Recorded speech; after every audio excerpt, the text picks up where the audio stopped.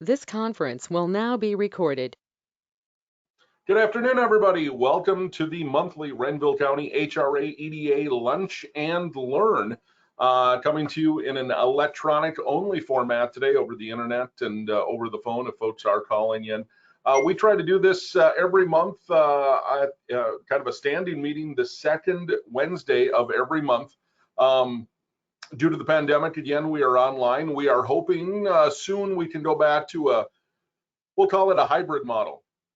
Knowing we've got a fairly large county and we like to move these meetings around, it gets to be a bit of a drive for everybody if you want to go to each one or as the case may be. So know that we'll probably be going back to a hybrid model here very shortly. You can take them live, or if you can't make the drive, take them from your desk while you're having lunch.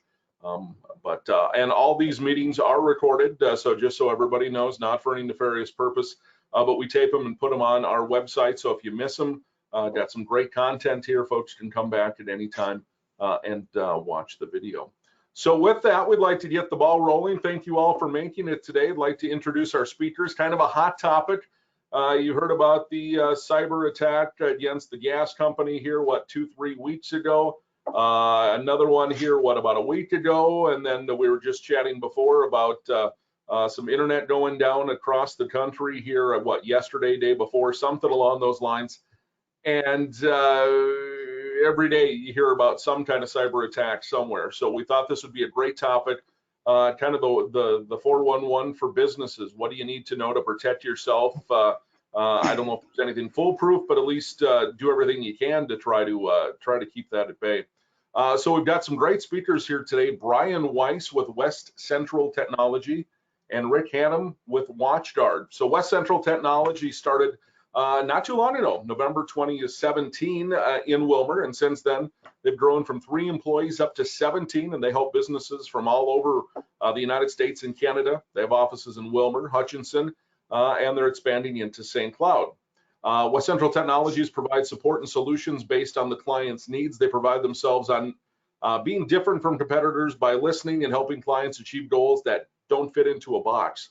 Everything they do is on a month-to-month basis. And work every month to earn your business. So with that, I'll turn it over to Brian and Rick. Thank you so much for making the time to visit with our businesses today. Perfect. Thank you, Jordan. I'd like to appreciate, send a thank you out to you and Stephanie and everybody that joined the meeting here today. As Jordan kind of gave the little prequel to the conversation here, West Central Technology, we've been around for just over 2.5 years, and like you said, we went from 3 employees to 17, and probably hiring number 18 and 19 shortly here. Got a couple of interviews yet this week, and I don't see that growth slowing down anytime soon, which is good. I've been in the IT world and doing networking and firewalls and cybersecurity for over 20 years at this point. My partner, Jeremy Winter, who's also an owner of West Central Technology, he's been in it for even longer than that in the game than I have. So to be fair to say that I've seen a lot of things, and I've dealt with a lot of different products throughout those years. And I like to say, Rick and I have probably known each other for about 6-7 years. Back when I started to work with a company called Businessware Solutions. I got introduced into WatchGuard at that point in time. And by far, I would say out of all different vendors and products, I think WatchGuard provides the best total security across the board that we've found. And that's why we're kind of a gold partner with them. They're great support, great to work with. Rick is our channel kind of rep here out of this area.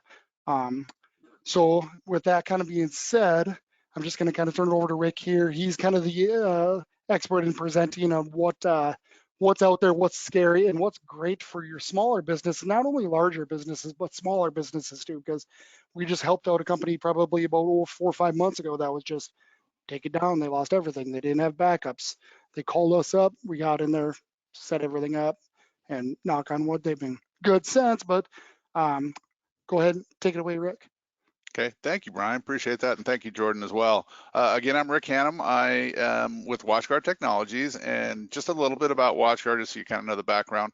We are a 25-year-old company this year, and we've been working with Brian and Jeremy from now West Central Technology for many years before that, or before the last a couple of years that they've been as West Central Technologies company. And and we're a cybersecurity company. I'm actually based in Apple Valley, so I'm just up in the South Metro area. And again, been with WatchGuard for about 6 years. And as we were kind of chatting before we started, formally talking here, there's a lot to talk about here. There's a lot going on in the world currently today, and just ongoing. It's been continuous for many, many, many years. And just as a company, our company was built to work for what we call the mid-market, basically small to medium-sized businesses and organizations, county government, manufacturing, cities, the works, giving people enterprise-grade security, but in a way that is affordable and manageable. Because it is daunting to kind of think about, all of the things that you face as a business leader or a community leader or a government leader in your local community. There's a lot going on, and so really the question is having the right basic foundational solution pieces in place with the right connection of knowledge and the right, for example, West Central Technology as a company that services the area very, very well and helps take care of businesses and give you the consultation that you need. That's the key to probably having a successful posture to deal with all of today's modern threats. So with that, I'm going to share some information to you. I'm going to try to give you just a couple of key areas just to think about some of the things that people are facing today. It's pretty clear we've had a lot of changes in the last year, and just some kind of overview on what is something to look at or consider, whether you look at it through West Central Technology and WatchGuard. Great. If not, if you have another IT service provider, this information would still be relevant in that area. If you do it yourself, obviously there's certainly information that you can garner from this too. So I want to kind of keep it in that vein of informational. It's not, we're not here to do a sales pitch. We're here to kind of give you some information about what you and organizations like yours are facing on a daily basis, and to know that there are things that you can do about it. They're reasonable. They're not something that are overly ridiculous for you to try to be able to make this happen and to give your organization a better security posture. So with that, I'm going to share my screen, and we should have, Brian, you want to confirm that we have a good look there? Yep, I can see it. Looks good. Okay. All right. So our tagline, smart security, simply done. It's just the way we look at it. We want to have that enterprise grade security, but also done simply. So when we talk about what's going on in the world today, clearly in the last year, we all know, year and a half, there's been really big shifts. And so one of the things that we look at is that remote workers. There is estimates, again, from Global Workplace Analytics that 25 to 30% of the workforce will remain working from home at least multiple days a week in 21. I think that number in the non-blue collar world, when I say non, like manufacturing or retail, where you have to physically be there, when you get into more of that white collar type of position, 25 to 30% might even be a little low. It's probably a little higher than that. We're still transitioning away from the folks that need to work remotely now that we're getting back into offices in some level, but it's still something that is needing to be addressed yesterday, today, and in the future. Prior to the pandemic hitting, there were always people working from a remote location, from their home, from a coffee shop, and sometimes they were doing it securely, sometimes they weren't. Well, with this shift that we had, where just massive numbers of people went out and had to find a way to be effective from working from home, it really put a focus or a spotlight on the importance of making sure that when someone does do that, that they do it in a way that is secure. And I'll talk a little bit more about the reasons why. So when we look at the threat landscape just internally with us, what we see in this just little screenshot here is from our threat research lab. In the last 30 days, we stopped 3,513,000 malware attacks or malicious attacks just in the US. We're a global company, but the US numbers were what I just used for this purposes here. And, you know, things like video conferencing and Zoom, obviously those kind of things open up the possibility of more ways that the bad guys can make things happen, I guess, or you know, try to do their bad behavior. So one of the key things to know, and this is a takeaway that I think that is important for people to realize, is that, and again, this is our numbers internally, of what we prevented, what our services and prevented, were 75% of those in the last 30 days were what we call 0-day malware. The other 25% is what we call known malware. So what's the difference? 0-day malware is something that has never been seen before today. It's because, you know, the hackers, the bad people, you know, they're always, you know, finding ways to change things a little bit and make it so that it's harder to detect. So 75% of what we stopped in the last 30 days was 0-day malware, never seen before. So having the technology in place that can deal with that kind of a situation is critical. If you have what traditional services that have been around for a long time, which are still really good because we stopped 25% of the known malware, you have those, that's good, but you might be missing up to 3/4 of the threats if you only got, you know, kind of old school or more basic or traditional kind of cybersecurity protection. So of course, remote access is accelerating security breaches. We kind of know that, but you know, how is that happening? You know, through one of the keys is phishing. Phishing scams, and I'll talk a little bit more about that, how someone is sent an email and what we call phished, and with that they end up unintentionally giving away their credentials. That leads to things like ransomware. We'll talk a little bit more about Colonial Pipeline, JBS Foods as I get a little further into here. And the credential theft is what's the result of the phishing that leads to the ransomware. Is they get the compromised credentials, username and password, logins, and that's what's used to actually be able to do the damage that they've been doing. And then we also have what we call happy clickers. Those are just people who unintentionally, you know, click on something. It's not malicious. They didn't mean to, but they clicked on something that interesting, or they clicked on a link to something, or they went to a website that was probably not a great website for them to go to, or they didn't realize it was, and they end up, you know, getting the organization compromised because they just clicked on something they shouldn't have. So when we look at kind of just in general how security posture is, you know, when we look at the way people perceive themselves, in 2019, 66% of organizations reported some kind of a security incident, and only 30% of organizations consider their security posture as very high. So if you're in that position where you're looking at what you're doing right now and you're not sure, that's where people like you know, Brian and the team at West Central Technology come in to ask them, you know, how do we sit? Do we have the things that we need to be able to make sure that we're doing the best to protect ourselves against these threats? But 30% of organizations actually report that they feel like they're in pretty good shape. And as Jordan said at the beginning, there is no silver bullet. Nobody can sit here and say they're going to stop everything, but the idea is trying to have the best protection to be able to prevent as much as possible. So when I talk about, there's the two areas I want to talk about today. One is just a real quickly on network security, and then I want to talk about another subject matter that we'll touch right after that. So the best approach, and this is the approach that we take, we believe, is what we call a layered defense. So the more layers that you have, the more likely you're going to be able to prevent a hack or an incursion to happen.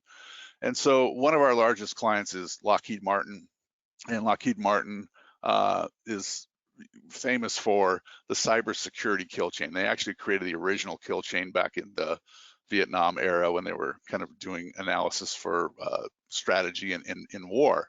And so they adopted this idea. The cyber kill chain is the steps that a hacker has to go through to be able to complete their exploit, to complete their hack, what they're trying to do. So they're very nearly identical, or basically identical, to what would happen in a military situation.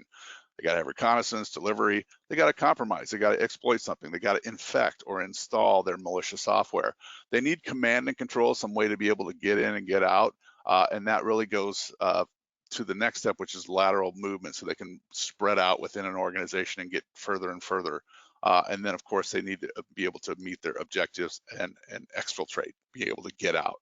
So all these steps are here. So if you have layered defense, the idea is that you have services that will hopefully stop different levels. If it gets, from reconnaissance, it gets all the way to infection. Well, if you have the proper services in place, it'll stop it. If it gets past the first few layers, it gets a little deeper. Layer defense is a good way to look at that.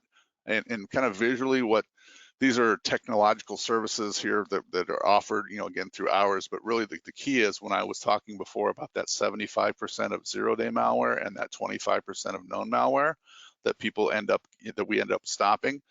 When we look at the basic security services, that's what many people have, unless you're working with West Central Technology. They have what we consider like basic security services. And when we're talking about things like the firewall itself, that device that's in your network that prevents, kind of monitors the traffic and prevents things from getting in or getting out of your network that shouldn't be there. The 25% number that I was sharing earlier as far as known malware, the basic security services in the network security would prevent those. The advanced security services are things that are designed to deal with that zero-day malware. They are things that can manage and use also, I won't get into all the technical terms, but things like behavior heuristics, and they can use all these different methodology to be able to deal with that never seen before. Because if you have a brand new piece of malicious software, well, how do you deal with it? Well, you got to have the technology in place that knows how to handle that, knows how to recognize it first, detect it, but also how to respond and then keep it from actually becoming a serious issue on your network. So once again, the question or the takeaway here is, do I have or do we have, what we'd consider advanced security services that would help prevent against zero-day malware? So that's really the idea of what I was trying to express from the networking side. When I say networking, I'm talking about, primarily traditionally within the building and somewhat when people leave the building, but really this is primarily within the building in what we term the firewall or the device that actually controls the traffic in and out of your building as far as from an internet traffic. So the next thing I want to kind of touch on is phishing. I mentioned it a little bit earlier, but I want to go just a little bit deeper on phishing. So stolen passwords, which come from phishing, are the number one vector, the number one way that the bad people, the bad guys, put their malware on a device or get control or hack and steal files. But more often than not, it's ransomware. That's the stuff that's been in the news. So the number one, it's 80 to 90%, depending on the reports that you read, of all hacks, of all malicious activity that happens on a network come from someone having their passwords compromised. So I was reading this report from Statistica.com last year, and they say that the percentage of internet users that use the exact same password across all accounts was 6%. And I thought to myself, that is actually seems kind of low. 6% of people only use the same password. Well, 6% is the exact same password, meaning that if they're logging into Facebook, or if they're logging into their bank, or they're logging into your business or organization's network, they're using the same password, exact same password. You dig a little deeper in the report, you find that about 87% of people use a variation of one or two passwords. And so most people do this. They have Bob's Burgers 123, Bob's Burgers exclamation point, and just kind of rotate or add a little additional letter or character after it to kind of change it a little bit. So that's still not a great posture. It's better than using the exact same password. But the point is, if someone has one of their online accounts, and again, per this, through Dashlane, the average online user has 90 or more online logins. Now, that seemed like a high number to me too, so I started looking into my own when I first read this. And I use a manila file folder. I kind of cut it, and then I handwrite all of my passwords, like business on one side and personal on the other, and then I put that in my fireproof safe. I'm kind of old school, and that way I know that if I ever forget a password, I can go to unlock my fireproof safe, pull it out, and look at it, and go, yep, that's the password. I stopped counting about 75. I think it statistically, I did a kind of a dark web scan on myself, and it looked like I had about 145 online logins that were known with my name. And so the point is that people have lots of logins, whether it's, again, Facebook or their bank or Target.com or whatever it is. Using the same password there certainly is a security risk, and most people do, or a variation of one or two. So what is phishing? I'm going to talk just real briefly about what phishing, spear phishing, and whaling is. There's three different kinds of what we call phishing. Phishing itself, if you've heard that term before, it's basically just they send them out by the billions. It's just random emails that just go out and they're hoping somebody clicks on them. They're usually often poor grammar, poor, they copy images, and so the image, like the Google image, looks bad, and it says like dear user. It doesn't say anything very specific. It's just real generic, and many people recognize those fairly easily in today's world and delete those and just don't even click on them. They still work though, because they're sent out by the billions a day. And the reason why they're still sending out that many is because some people are still clicking on them. So the next one is what we call spear phishing. And I know it's probably a little hard to read here, but this is actually kind of a in between spear phishing and whaling. Spear phishing is more specific. It's a customized email that goes right to you, like, dear Rick, you have a UPS package coming, click here to track. That's a little bit more specific to me, or they can get very sophisticated. This example here is one that was sent to our chief technology officer, a guy named Corey Nachreiner. And this one, I call it's the difference between spear phishing and whaling is the level that it goes to. Whaling is trying to go to like the C level at an organization, very large. And since Corey is our chief technology officer, technically is C level. So this one was, and it was stopped by our company, but he shared this with me because he thought this was a really good spear phishing or whaling attack. It says, hi, Corey, I've been talking to your CFO, Rich Barber. I know I've worked with him before. That's it. That is our CFO. And then I see you have a candidate that you need for your threat lab, and here's his qualifications, and click here for his resume. Well, the payload was the resume.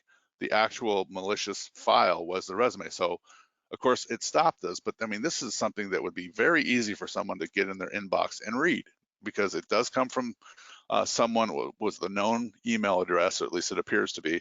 It references someone within the organization that the person knows. It references very specific information and gets it. So they've gotten very sophisticated as far as their attacks, and this is true even of small businesses. They get just enough information to get you interested, or the person interested, to click on that email. So that's kind of, it's phishing, generic, poorly written, bad grammar. Spear phishing, more specific, it's got your name on it.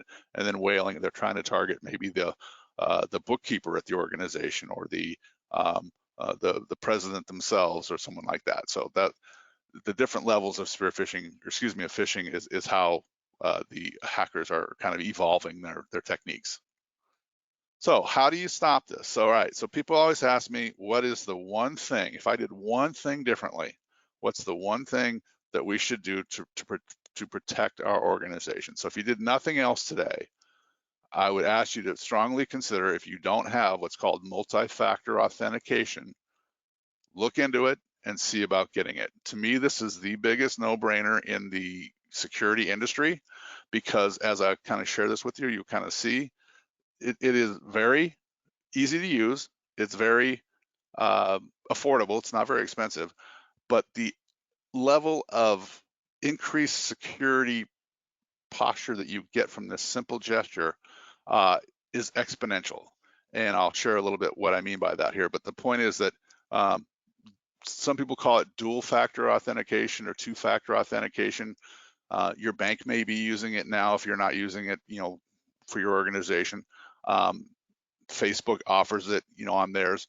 So what the key is that you can either have a single application to be able to do this. Microsoft has an Azure product for Office 365, or you can have a system that basically takes care of all of your needs in one application. Let me kind of go forward, it'll make more sense. So when we look at what's on the dark web, as we're talking about with the phishing, the hackers are constantly trying to find ways to steal your personal data. So that stolen information, email accounts, username and passwords, that's the most valuable stuff. And it's all sold on the dark web.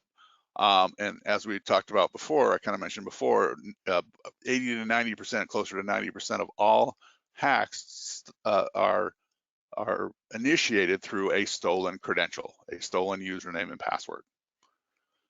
So when we look at the dark web itself, there's 3.2 billion leaked passwords that we're well aware of on the dark web, including 1.5 million that are government-related emails.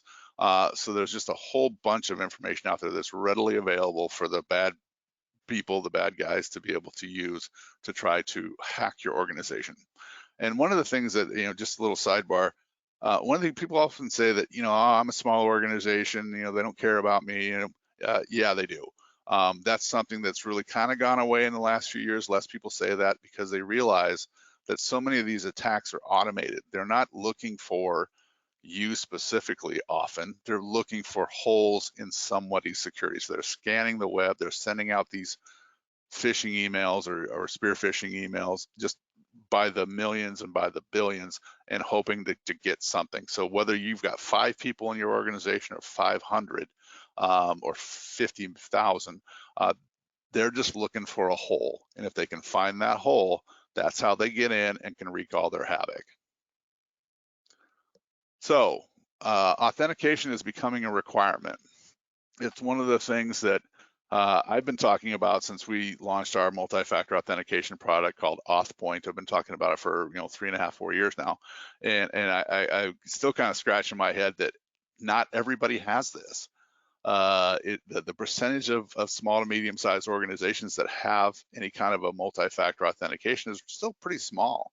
And as I was saying before, it's very affordable, very easy to use. I'll talk a little bit more about the use case, or how it actually works. But the point is that everybody should have this. And what's happened in the last month has really put a spotlight on that too. So these are some statements and things that I have on here that have been out for a while now, that people have mentioned how important it is to have a 2-factor or multi-factor authentication. So Biden, our White House, our president, just issued an executive order on improving the nation's cybersecurity. Well, this came out of the Colonial Pipeline breach, or I should say that was kind of the last straw that made this executive order issued. So if you didn't hear about this, one of the things that it was really about improving the federal government's cybersecurity. All right, so we recognize things like infrastructure. Now we've had JBS Foods, world's largest meat processor. They got hit a week or so ago. Colonial Pipeline, I'm sure everybody saw on the news what the havoc that caused, shut down the pipeline operations on the eastern seaboard, basically from New Orleans all the way, I think, all the way up into nearly New York, maybe Maryland, and really caused gas lines and all sorts of chaos.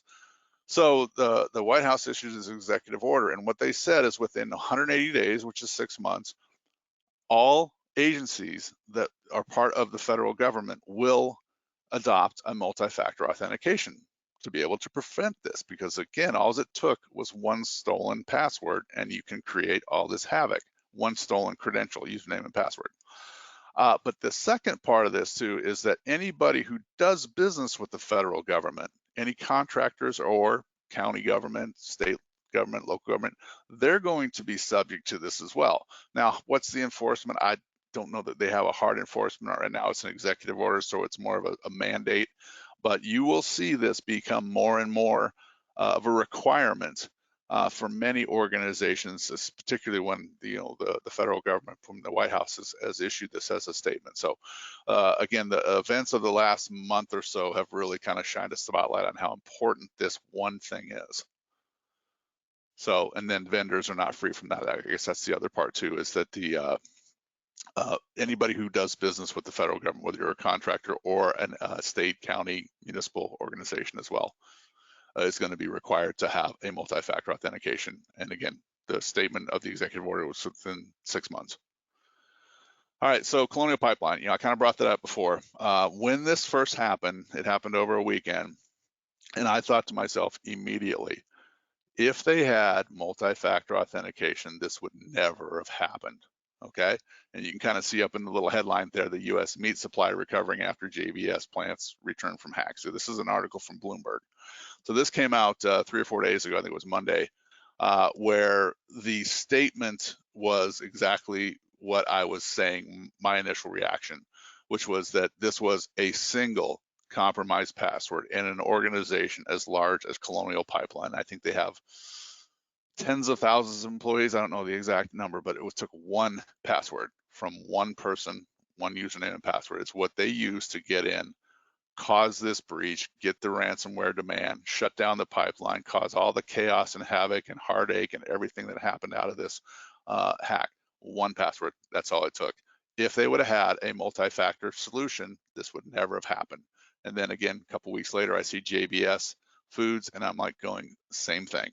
So whether you're a big organization like this, where obviously Colonial Pipeline was worldwide news, certainly was national news, or whether it's your local organization, I every day I'm hearing from people who are small to medium-sized businesses that have had a similar situation where they've gotten a ransomware attack.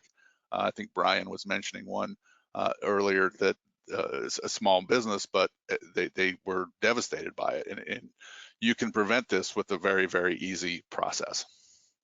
So what does a multi-factor authentication protect against? So one of the key things is, we talked about remote workforce earlier.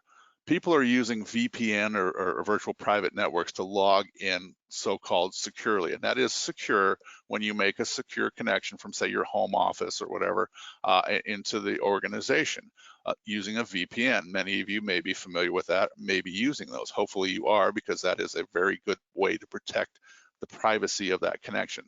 But authenticating or making sure that it really is you logging in remotely using that VPN is where the multi-factor comes in. It protects to make sure that it truly is you that is trying to sign into that organization. So that you're using that secure connection, but is it really you that's using that secure connection? So VPNs are one of the key areas. One of the other areas that I like to use it on is what we call Windows login. I use a Windows laptop, and my Windows laptop requires me to use the authentication to be able to log in. So I use my username and password, and I log in and I authenticate, and then it's me. When I'm talking to people publicly, I could tell you the same thing here virtually. I could hand you my laptop username and password, and you're still not getting in because I have Authpoint, our multi-factor authentication. That's Windows login. So VPNs, Windows login, and then the third one really is one of my favorites, which is what we call single sign-on.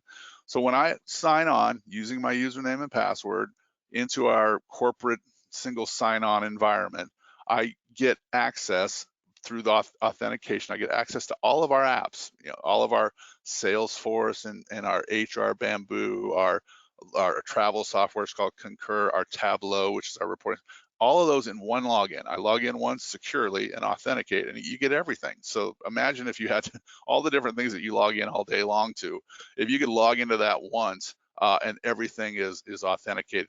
One, it's secure because you know it's you, but two, you've logged into everything that you have. So, and how does it work? And so primarily, most of them are similar, other competitors of ours as well, but this is the way we do it. It's very straightforward.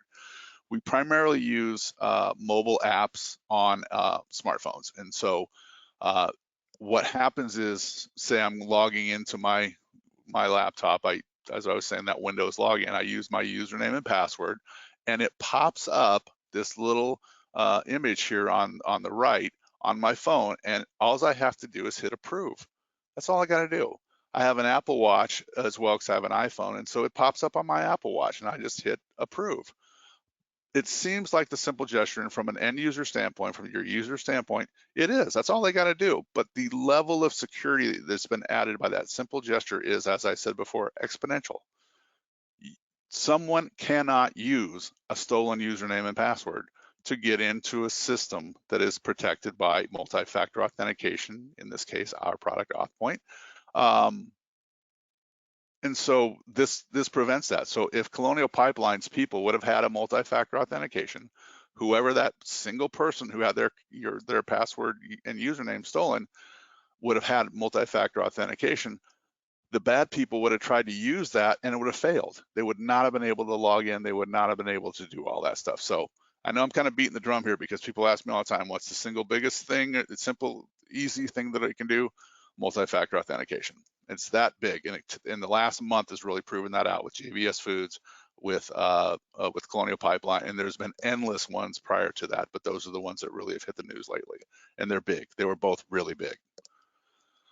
So again, there's different methods that can use for authentication. You know, people always ask me all the time, well, what if they don't want to use their smartphone or they don't have their smartphone? We have alternatives to that, and I won't bore you with the details, but there's ways around that too, so that you can do it, still be secure, but not have to use a mobile phone. And then I talked a little bit about remote access and VPNs already. So single sign-on, I also kind of went through that a little bit. You can see the idea, the little graphic down there, the different apps that if you log in once, you're now logged into all of those securely. So that's a really cool feature and very, very important. So don't have to memorize all my credentials.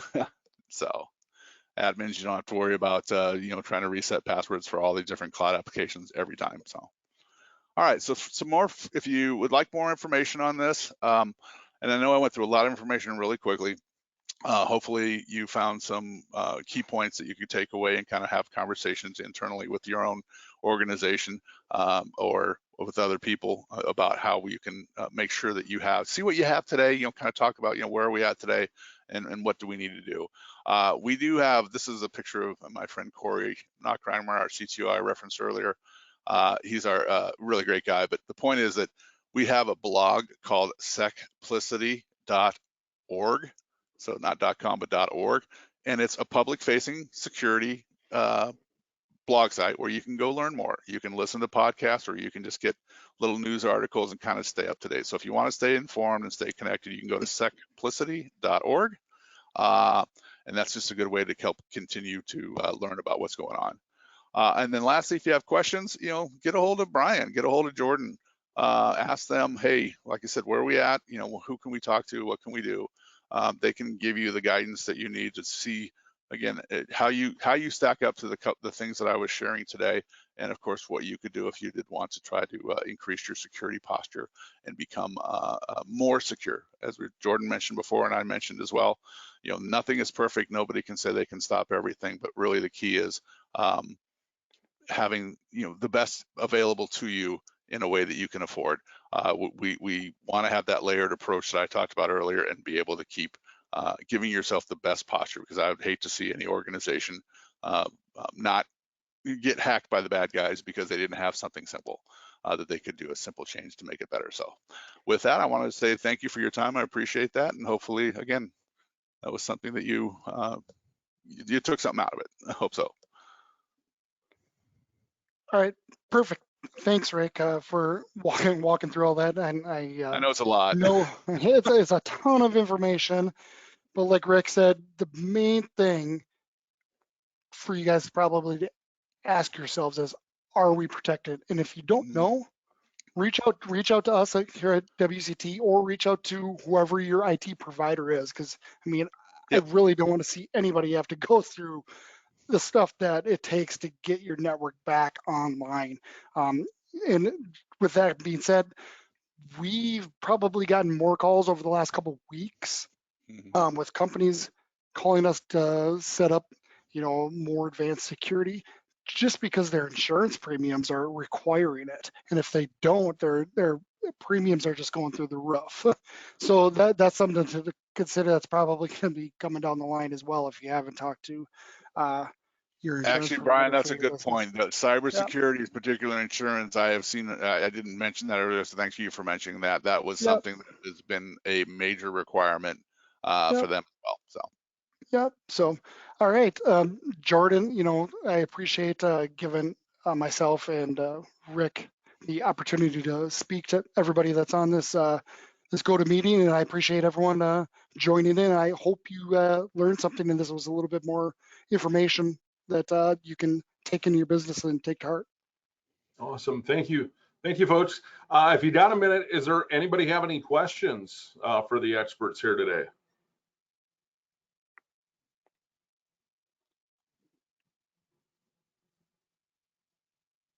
Yeah, feel free to burn them out, or like I said, talk to, Jordan can connect you with Brian, or Brian directly to Brian. So.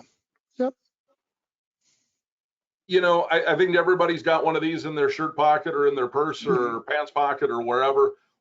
You know, everybody's got one. Everybody's hopping on Wi-Fi when they roll through, you know, Dairy Queen or whatever. What's the one or two low-hanging fruit things that folks can do? Is it getting their own VPN? Is it, you know, like through Nord or one of these kind of outfits, or through their through their security system, the Norton or something? What's kind of the low-hanging fruit that folks can do? Well, to answer your question, Jordan, Brian, feel free to answer as well. But you mentioned some of the key things. Using a VPN is probably, whether it's for your own personal device or whether it's a business device, if you're connecting remotely, that's a big deal. We also have a whole secure Wi-Fi platform, which I didn't even touch on Wi-Fi today. And you want to hear my advice? Never connect to public Wi-Fi. It's so terribly easy to hack and highly insecure. Use your cellular data, bring your own mobile hotspot if you have, like, you can actually use your phone as a mobile hotspot. If you have your laptop in a coffee shop, instead of using Starbucks's Wi-Fi or Caribou's Wi-Fi, you can use your own phone as a mobile hotspot. It uses data, but boy, is it a whole lot more secure, because that is a very easy place to get hacked, is public Wi-Fi. Yeah, I tend to agree with Rick. I've connected to public Wi-Fi before when I've needed it in a pinch and stuff like that, but I try not to log into any of my bank accounts or anything. Oh yeah, God forbid. Yeah, important. please don't log into your bank account or anything like that on public Wi-Fi. Yeah, Your business network. Ugh. Being able to breach that kind of stuff, and like Rick said, the VPN, if you're going to remote into your office or whatever you have, and then just multi-factor on top of that, is just going to prove that yes, you are who you say you are, to make that connection. And the nice thing about the MFA, again, not trying to sell OffPoint, our product, but it is something that you can use for your business. So say the business or the organization has it and you use it to protect all your business networks. You can use it for yourself too. You can put your Facebook on there and your bank on there and all that too, and have the same security individually yourself using the one that you're using for business. And so the truth is still that it protects that login to make sure it's really you. And I know I hammered it a lot today because it's been the biggest no-brainer, I think, the way I look at it, having some kind of a multi-factor authentication, because it would protect. Every time I see one of these Colonial Pipelines or JBS, I just kind of shake my head and go, oh man, for very little cost and very little effort, that would never have happened. For sure. Last call for questions for these gentlemen. All right. Well, thank you so much for making the time to chat with us today. If folks do have questions, we've got your contact info. We're happy to pass along. Again, thank you to all of our local businesses for participating as well. On behalf of Renville County HRA EDA, thank you so much, everybody, and we'll see you next month. Thank you. Thank you very much. Appreciate your time. Thank you. Bye.